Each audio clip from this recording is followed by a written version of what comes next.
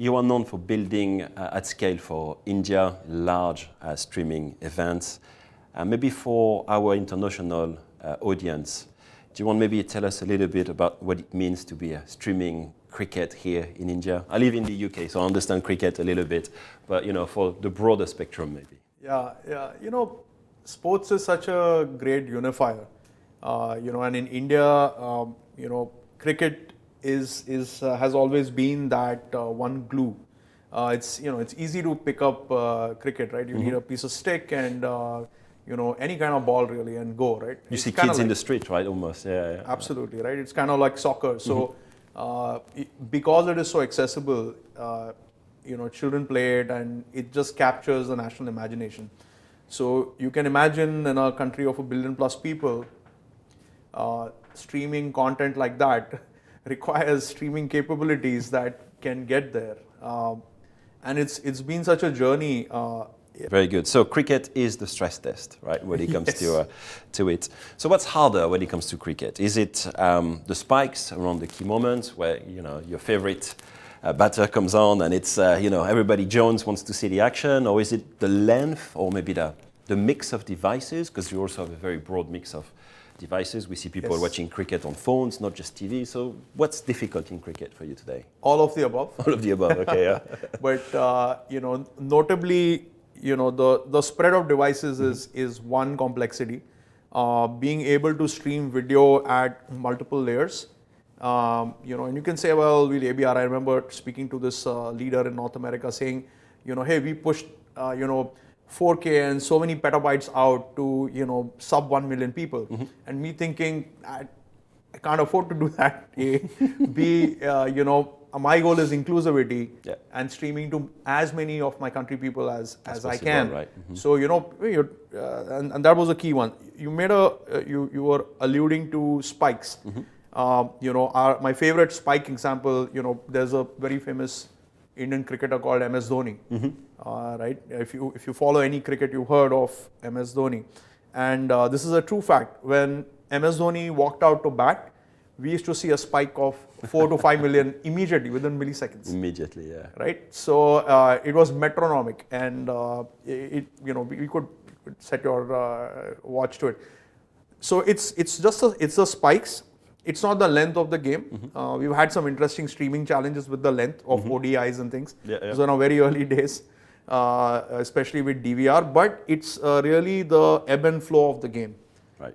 Right? India, our highest peaks have come when India is winning, about to win. It's a close match, last 5 overs. Getting to the last. Last bit. Yeah. And those are always the nerve-wracking moments for everybody from a technology perspective. You're talking about the first time this is the back in 2018 when we first started doing IPL. That finale was a 10 million.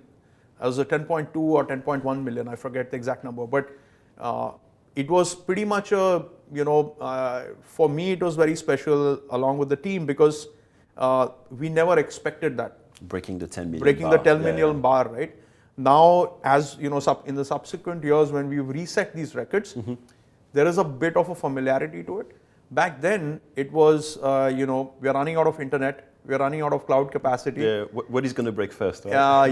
And you didn't have a choice. It's pretty much, think of it as an open party. People are coming in. There's no way to stop them. Everybody wanted to participate in that moment where the finale was being won, last over, and we could just see the concurrency going up. Of course, all our resources completing, finishing. The platform itself at that point, there were no tools available to even simulate this kind of a concurrency. So it's been a journey, honestly. Nice. Let's talk about the numbers a little bit. You talked about the 10 million bar. Can you share maybe the last IPL, the sort of scale you got into, the spikes, the number of streams? The highest so far we've seen was the Champions Trophy in 2025. And that was, it peaked at about 61.5 mil, 61.2 million concurrent streams. So that's been the peak so far. That's huge. That's huge. That's huge. When we look in North America, we look at what, 20, 23 million? Across that's a lot more streams. Yeah, and I don't know, is that a single broadcaster or is it across? That's across. That's streamers? per event. Yeah. So that's because people will consume on more devices, maybe in smaller screens as well. Yeah. Yes. Very broad. Let's talk a little bit about the delivery. So you mentioned the scale. You mentioned high volumes being required. One approach that you've taken is hybrid delivery, mixing cloud CDN with a CDN built inside the telco networks, with Jio and Broadpeak, for example, as a partner. Maybe you can talk a little bit about the problems you were trying to solve, taking this hybrid approach? We need all the CDN we can get. So, one CDN provider doesn't cut it. Broadpeak is certainly one of our, partners, and, thank you for the collaboration. It's been good. And it's again, anyone who builds streaming services and architects CDNs will tell you that being as close to your customer is great for QoS, right? So we constantly work with telcos to get in deeper with them. And of course, it's public CDNs have their place, and it's important, and they form a key backbone for how we deliver large-scale events. Having CDNs that are embedded, I'm going to call them, inside telcos, great value for the telcos as well. So it works both ways. It works both ways, right? It works both ways. And ultimately, we approach it as a publisher from a perspective of better quality, lower latency, right? And for the telco, it's more efficient backhaul usage, lower cost, lower cost, effectively. So on those, maybe 8 days or 10 days of the year, when it's all going to go crazy, and you're going to choke everything up, these decisions matter. So I mean, it's a complex thing. Good place to offload, good place to do it. Yeah. Yes. Can I ask you a question, Akash? When you first heard about Broadpeak, did you think we could do it? Honestly, I did. Right. I have a lot of respect for Broadpeak, and we've worked with you on and off, and I think at the specific juncture that you are talking about, we're very opinionated about how we build our stack. I always, sometimes people tell me, this is very easy, right? All you do is take a bunch of CDNs and, you don't do much. I always laugh, and I tell them I wish this was true. But specifically, we built a capability to counter piracy, and that was something that we require our CDN partners to work with us on. And it's not straightforward. So it's not that I didn't think you guys could do it. It was just very compressed. And thank you for coming to the party. I was pleasantly surprised, and it allowed us to use Broadpeak as part of one of the whole bouquet of CDN vendors, versus perhaps using it only under special circumstances. Right? And again, there's a whole playbook that we devised for these things. But very happy to have collaborated and continue and deepen the relationship. Absolutely, it's been a great collaboration. One aspect that you mentioned as well is monetization, right? And monetization at this scale becomes also an interesting problem, right? So SSAI is here. You've been using it for a while. Are you looking into evolutions of SSAI? What's sort of your view today on technology? I mean, the whole SSAI story is pretty amazing as well, right? Traditional live sports has always sold spots, right? That's a linear TV construct. So everybody sees the same ad, and there is some statistics that goes behind saying how many people saw it. That's the reach. With digital, starting with trackable spots, still everyone's seeing the same ad. And then, and again, this was built over time to recognize that you're going to sell out all your inventory because there's only so many opportunities. Cricket is, I remember one leader saying cricket is designed for advertising. Right? The ebb and flow of the game is such that it's in a soccer match, it's hard to just inject an ad at some point. As compared, just contrasting with cricket. So over time, there's going to be only so many opportunities. you'd hope your sales team does really well and sells all those spots out. Everything, of course. And then you're like, well, I have more money sitting on the table. And that's how SSAI came about. And when we went out looking for SSAI vendors, we recognized, these things didn't work beyond, back then I think even $1 million was, nobody was doing it. At the time, yeah. So, we said, okay, well, we got to build it ourselves. Guess what, we're going to build it, yeah. And I'm so glad we did, because the wave of monetization that it unleashed is something has been super incredible. I mean, we've had our SSAI solution, I want to say 2019 onwards, and we've sort of shaped that into an incredible product now. And it's just doing SSAI at that scale is also adds such a variable to the streaming aspects, right? Yeah. And for a while it was just hard to find even the right CDN partners to be able to distribute that.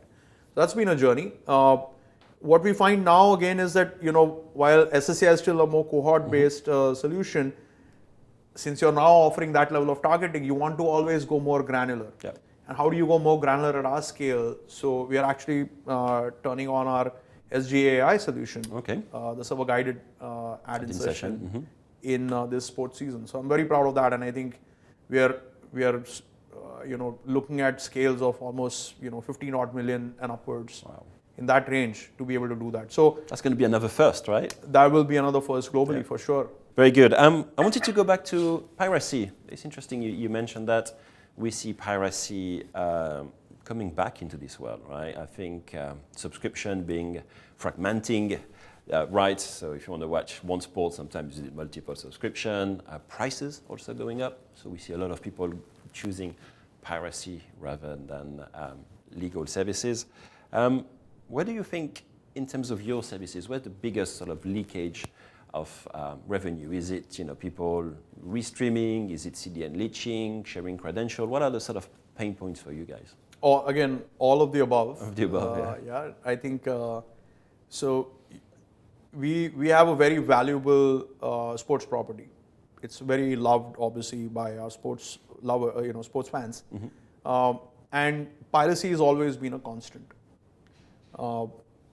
Over the years, we've had to come up with our own, again, solutions to combat piracy.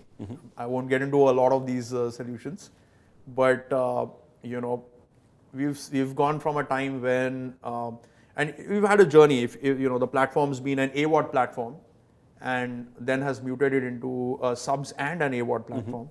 So we do ads and subs, and through that whole journey, we've had to, from a technical perspective or technology perspective, we've had to, be nimble. It was a bit like a boxing match, Fighting pirates is kind of like a boxing match. But what's been interesting over time has been, again, and because you have a lot of scale, right? I think one stat I can share you is, most times, when we run live events, I won't tell you when, but there was this one particular event when we were probably rejecting almost 40-50% of the traffic. Right. It was all malicious. So, that's going to eat into my ad revenue. Of course. Because it's taking viewership away. Yeah. And it obviously will take the top of the funnel away from subscriptions. So, over the years, we built our own risk and fraud detection engines that, flag these anomalies, and then we are able to kind of get in and do things. We have an amazing enforcement group that we have in-house, which again I don't see a lot of publishers do, but we've invested in that, and they do an incredible. It's a legal. We try to find legal precedent to go do these enforcements, and from a technology perspective, we provide them the cover to go build that with the legal system in this country. Okay. But yeah, it's been a journey. I think and pirates constantly innovate to kind of steal. It's cat and mouse a little bit. It's very right? cat and mouse. Yeah. What is interesting, and I think there's a bit of a theme here, is that you guys run into problems quite early on compared to other streamers, and you had to develop some of the solutions maybe quite early, because the rest of the world is very much waking up to anti-piracy. We see loads of interest for anti-piracy. Yeah. What you mentioned, getting the right information, being able to stop restreaming, being able to work with law enforcement and the right laws around it. So it is interesting. Can you maybe tell us a little bit around the sort of anti-piracy? What are the guiding principles? Is there something you do around, I don't know, identity or tokens at a high level, but to get a flavor of what you guys get into? There is no piracy protection without identity. Mm-hmm. That forms obviously that is the foundational principle of it all. Now beyond that, it's starting to layer in terms of saying that how are you now thinking in terms of entitlement? How often do you check entitlements? Yeah. You were making a point that a lot of streamers are now thinking about piracy, and my view is that it comes when just getting live streaming right is hard. Mm-hmm. Then once you got that, then you're like, well, how sports rights are expensive. Then the monetization kicks in. How do you make money with it? How do you make money with it? And the moment you ask that question, then you got to ask the question of leakage, which is the piracy aspect of it. And we are just on an aggressive time scale with all of this. So it's been a necessity. But yes, I think having a strong identity, then layering it on with what entitlements and capabilities we are vending, and then being able to create gates and enough checks and balances in our product suite, and is one of the big reasons why it helps to own the product chain end to end, from app player to completely cloud native workflow, to stream and to monetize with the playouts and everything. So it allows us to take a more broad spectrum view, and going back to the reason we needed Broadpeak to work with us to create this some of these signals, if you will, as part of our monetization strategy. So it helps, because again, given our size, and then we have really good partners who want to help collaborate with us. So while these things are not standardized across multiple vendors, we also think in some way that we work with really good partners who collaborate with us, and those could be standards in the future. They can become standards, yeah. Absolutely. Yeah.